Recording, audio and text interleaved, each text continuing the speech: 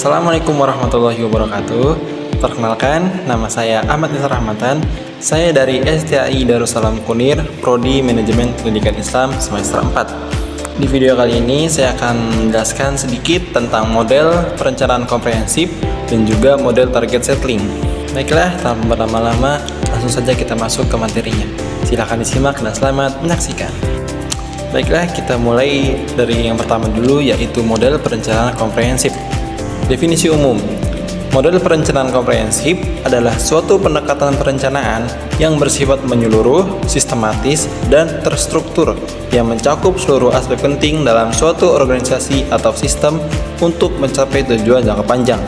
Model ini didasarkan pada analisis situasi yang mendalam dan mempertimbangkan berbagai faktor internal maupun eksternal sebelum merumuskan strategi, kebijakan, dan tindakan. Model ini sering digunakan dalam konteks perencanaan pembangunan, pendidikan, organisasi, pemerintahan, maupun bisnis besar yang membutuhkan koordinasi lintas sektor dan waktu. Selanjutnya ada tujuan model. Di sini saya mengambil 6 tujuan. Yang pertama, memberikan arah yang jelas. Model perencanaan komprehensif menyediakan panduan sistematis bagi organisasi dalam mencapai visi dan misi jangka panjang. Yang kedua, mengintegrasikan seluruh elemen organisasi. Komprehensif ini mengkoordinasikan berbagai bagian, fungsi, atau sektor agar selaras dalam satu tujuan bersama. Yang ketiga, mengantisipasi tantangan di masa depan. Model ini mengidentifikasi peluang dan ancaman melalui analisis lingkungan internal dan eksternal. Lalu yang keempat ada meningkatkan efektivitas pengambilan keputusan. Model ini memberikan dasar yang logis dan terukur dalam setiap keputusan strategis. Selanjutnya ada memaksimalkan pemanfaatan sumber daya. Model ini mengelola sumber daya manusia, keuangan, dan waktu secara efisien dan tepat sasaran. Dan yang terakhir, mendukung proses evaluasi dan pengendalian. Model perencanaan komprehensif menyediakan kerangka acuan untuk monitoring, evaluasi, dan perbaikan berkala terhadap pelaksanaan program atau kebijakan. Di sini juga ada karakteristik utama dari model perencanaan komprehensif yang meliputi: pertama, menyeluruh atau holistik, mencakup seluruh bagian atau unit organisasi. Lalu yang kedua, berbasis data, menggunakan informasi dan analisis sebagai dasar pengambilan keputusan. Lalu yang ketiga, proaktif, berusaha mengantisipasi perubahan di masa depan. Selanjutnya, berorientasi jangka panjang, bukan hanya untuk kebutuhan sesaat. Dan yang terakhir, melibatkan banyak pihak partisipatif dalam proses perumusannya. Kita masuk ke langkah-langkah umum. Yang pertama ada identifikasi masalah dan analisis situasi. Di antaranya itu mengumpulkan data dan informasi terkait kondisi saat ini, menganalisis masalah, tantangan, dan potensi yang ada, kemudian menentukan kebutuhan yang harus dipenuhi. Lalu yang kedua, penetapan visi, misi, dan tujuan umum. Menyusun arah jangka panjang, menetapkan misi sebagai dasar tindakan, dan merumuskan tujuan umum yang ingin dicapai. Kemudian, perumusan tujuan dan sasaran spesifik yang meliputi rinci tujuan dalam sasaran yang terukur dan menentukan indikator keberhasilan untuk setiap sasaran. Kemudian, pengembangan alternatif strategi dan kebijakan, menyusun beberapa strategi atau kebijakan untuk mencapai tujuan dan menimbang kelebihan dan kekurangan setiap alternatif.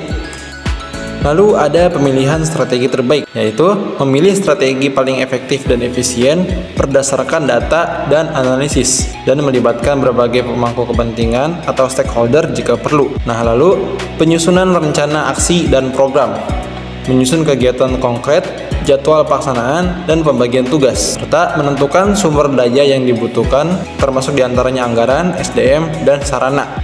Lalu implementasi rencana, melaksanakan program sesuai dengan jadwal dan pembagian tugas, dan melakukan koordinasi serta monitoring selama pelaksanaan. Lalu yang terakhir ada evaluasi dan umpan balik, menilai hasil yang telah dicapai dibanding dengan target, mengidentifikasi hambatan dan peluang perbaikan, dan yang terakhir menyempurnakan perencanaan berdasarkan hasil evaluasi. Nah, di sini ada kelebihan dan kekurangan dari model perencanaan komprehensif itu sendiri. Kelebihannya yaitu terstruktur dan sistematis, menyeluruh atau holistik, berbasis data dan analisis, meminimalisir risiko, serta memberi arah jangka panjang. Adapun kekurangannya yaitu membutuhkan waktu dan sumber daya yang besar, kurang fleksibel, terlalu rumit untuk organisasi kecil, implementasi bisa terhambat, atau dalam artian lain, jika tidak diiringi dengan komitmen kuat dan manajemen pelaksanaan yang baik, maka rencana bisa jadi hanya di atas kertas. Kita masuk ke bagian yang kedua, yaitu model target settling. Pengertiannya, model target settling adalah suatu pendekatan dalam perencanaan yang berfokus pada penetapan tujuan atau target yang spesifik, terstruktur, dan realistis untuk dicapai dalam jangka waktu tertentu. Model ini digunakan untuk memastikan bahwa setiap aktivitas atau program yang dijalankan memiliki arah yang jelas dan sasaran yang konkret.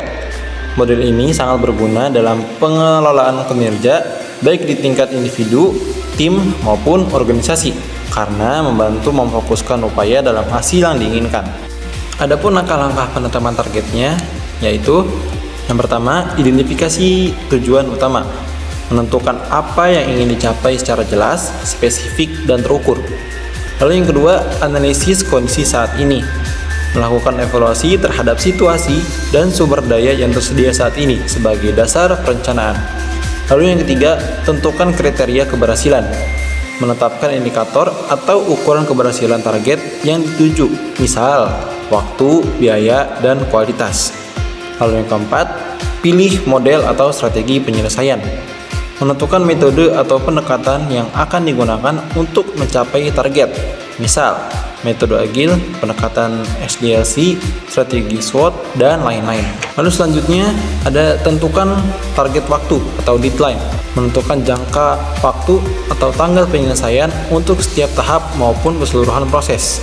Selanjutnya, alokasikan sumber daya, menentukan siapa yang akan terlibat, peralatan yang dibutuhkan, serta anggaran yang diperlukan.